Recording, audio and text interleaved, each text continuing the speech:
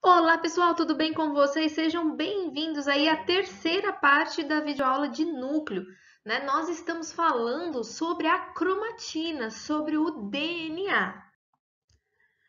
E o que a gente viu, né, na videoaula anterior? Nós vimos que o DNA ele pode estar em duas formas, ou na forma de cromatina ou na forma de cromossomo. O DNA vai estar na forma de cromatina no período da intérfase, ou seja, quando a célula está parada, né? Parada não quer dizer que ela não esteja fazendo nada. Parada quer dizer que ela não está se dividindo. Quando a célula vai se dividir, período de divisão, então nós vamos ter o DNA na forma de cromossomo. Para a cromatina virar cromossomo, ela tem que duplicar o seu DNA. Então, aqui eu tenho uma cromatina simples com uma fita de DNA e aqui eu tenho uma cromatina duplicada. Cromatina duplicada, duas fitas de DNA. Tem uma porçãozinha que não se duplica, que é chamada de centrômero. Esse centrômero ele vai ser importantíssimo na hora da divisão celular para as fitas se separarem. A célula começou a se dividir, essa cromatina, esse DNA descondensado, ele precisa se espiralar, ou seja, ele precisa se condensar. E aí ele vira um cromossomo duplicado com duas cromátides. O que são cromátides? É cada fita de DNA, ok? E aí, o centrômero que está aqui, ele se duplica, né? Nós vamos ver isso lá em mitose e meiose, e separa as cromátides. Vai uma cromátide para uma célula, a outra cromátide para outra célula. Quando meu celular está aqui tocando, peraí. Quando essas cromátides se separam, elas passam a ser chamadas de cromossomos simples. Então, aqui eu tenho dois cromossomos simples. Cada cromossomo simples com uma fita de DNA. A célula parou de se dividir, o DNA se descondensa, relaxa de novo e vira cromatina novamente até a próxima divisão celular. E agora a gente vai dar continuidade ao estudo às partes do cromossomo. E aí, nós temos, quando a gente vai olhar um zoom do cromossomo, o cromossomo ele pode ser dividido, né? Aqui, essa parte que não duplica, como eu falei para vocês, é chamado de centrômero ou constrição primária, né? As partes que vão abaixo do centrômero ou acima do centrômero são chamadas de braços do cromossomo, ok? Olha, cromátide. Cromátide é cada fita do DNA, né? Ó, duas cromátides. Ó, tenho uma cromátide aqui, outra cromátide aqui, né? Então, eu tenho cromossomo duplicado, um cromossomo duplicado, ok? Essa constrição secundária, né, que é um afunilamento do cromossomo em algumas partes, ela é característica de cada cromossomo, tá? Então, isso é uma característica que está presente nos diversos tipos de cromossomo. Então, mais uma vez, essa figurinha aqui em cima de mim, né? Nós temos os braços do cromossomo, arms, braços, né? O braço curto, que é o menorzinho, o braço longo, que é o maior. Aqui, o centrômero, que é aquela região que não vai duplicar, né? O estrangulamento. E, por fim, eu gostaria de salientar aqui para vocês que as extremidades dos cromossomos é chamada de telômero. Sim, telômero. Por que ela é importante? Esses telômeros, essas extremidades do cromossomo, é que dão estabilidade para o cromossomo, tá? E o que os cientistas perceberam? Os cientistas perceberam que conforme a gente vai avançando na idade, a gente vai perdendo as extremidades do cromossomo. Então, a perda dos telômeros das extremidades é uma das causas do envelhecimento do ser humano. E aqui, um resuminho, né? Ó, o que é o centrômero, a constrição secundária, né? Um cromossomo duplicado significa duas cromátides e os telômeros, para vocês depois anotarem bonitinho aí no caderno de vocês. Bom, e aí então, falando da estrutura do cromossomo, nem sempre o centrômero, né, aquele botãozinho, ele se encontra no meio. Então, ó, aqui é o meio, né? Então, aqui é o centrômero, ok?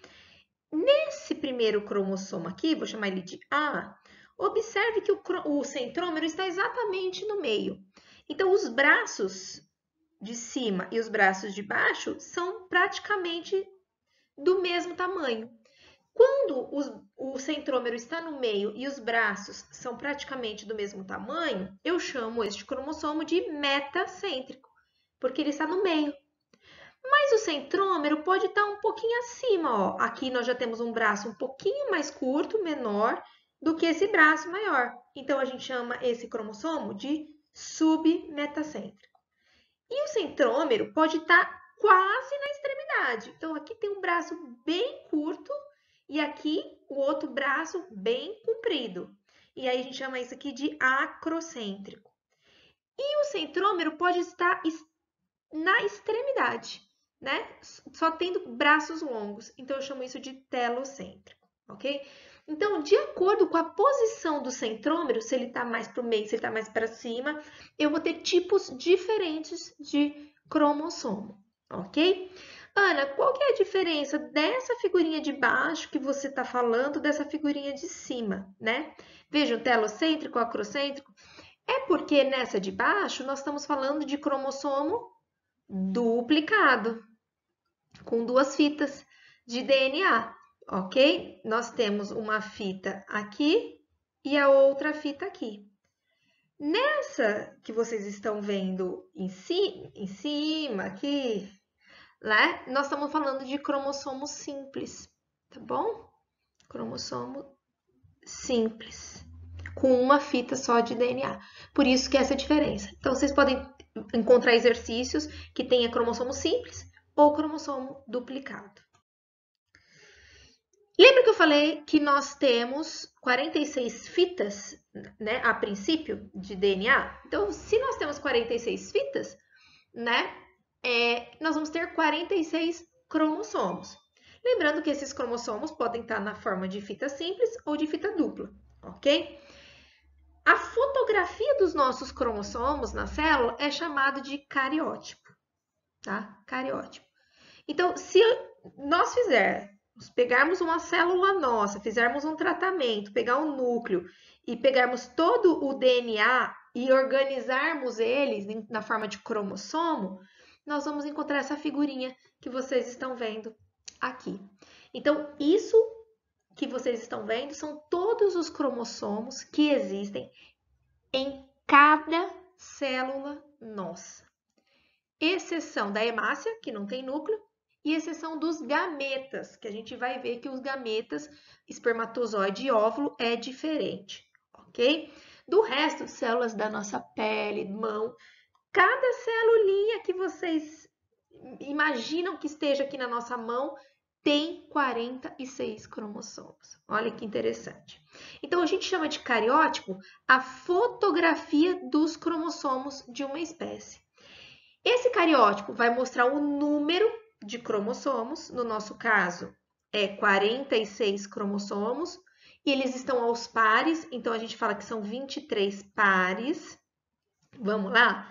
Ó, par 1, par 2, 3, 4, 5, 6, 7, 8, 9, 10, 11, 12, 13, 14, 15, 16, 17, 18, 19, 20, 21, 22 e esse par que é o 23, que é meio diferentezinho, que é o que vai determinar o sexo, se é XX ou XY, que eu já vou falar isso para vocês.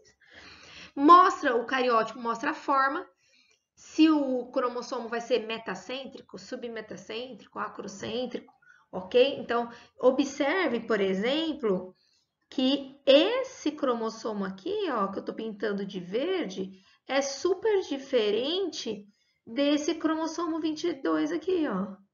Olha como eles são diferentes, né? Percebam também que o tamanho é diferente, né? Nós temos, olha o tamanho do cromossomo X, olha o tamanho do cromossomo Y, ok? Os cromossomos são agrupados por tamanho, do maior para o menor, ordem decrescente, e por posição do centrômero, se é metacêntrico, submetacêntrico, ou assim por diante. Então, eu acabei de falar para vocês que as nossas células, via de regra, têm 46 cromossomos. Esses cromossomos estão aos pares, então, se eles estão aos pares, eu tenho 23 pares, ok?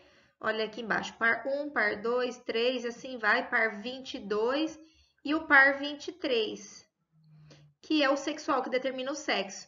No slide anterior, vocês tinham visto que tinha um X e um Y, né? Que chama X e Y, o Y era o menorzinho. Se a figura mostrar um X e um Y, é porque aquele cariótipo, aquela fotografia pertence a um homem. É isso que determina o sexo. Se no cariótipo tiver os dois X, que são maiores aqui, é porque é uma mulher, porque a mulher é XX e o homem é XY. Nós vamos falar isso no próximo slide, ok? Mas voltando aqui, nós temos então 46 cromossomos, 23 pares. Ana, pode existir alguma espécie no mundo que tenha também 46 cromossomos? Sim, ok? Não é exclusividade humana, né, ter 46 cromossomos. Então, a gente pode ter o mesmo número de cromossomo em espécies diferentes. Mas então, o que faz sermos diferentes e sermos espécies diferentes? É porque o que determina o cariótipo diferente é o tamanho e a forma deles. Então, espécies diferentes podem ter o mesmo número de cromossomos, mas não vão ter nunca exatamente cromossomos de mesmo tamanho e de mesma forma. Ok? O que seria a forma? A posição do centrômero, metacêntrico, submetacêntrico e assim por diante. Ana, podem existir pessoas que não tenham 46? Pode ter pessoa que tem 45, 47? Pode. Aí a gente chama de síndrome, né? Então, quando a pessoa ela não tem os 46 e eles não estão aos pares, a pessoa vai desenvolver algum tipo de síndrome. Olha esse cariótipo aqui, pausa o vídeo e vê se vocês veem a diferença. O que diferencia aqui nesse cariótipo preto? Se você pausou o vídeo, né? Não sei se você viu, mas esse cariótipo é de uma pessoa que tem 3 cromossomos 21. O correto, olha que o 21 é aqui, ó, é T2. Mas tem 3, ó, 1, 2, 3. É uma menina, ó, XX, né, grande. Essa menina tem síndrome de Down. Então, o Down é um indivíduo, é um ser humano que tem 47 cromossomos, porque ele tem um cromossomo 21 do par 21 a mais, ok? Nós já estamos encerrando, mas isso daqui é super importante, gente.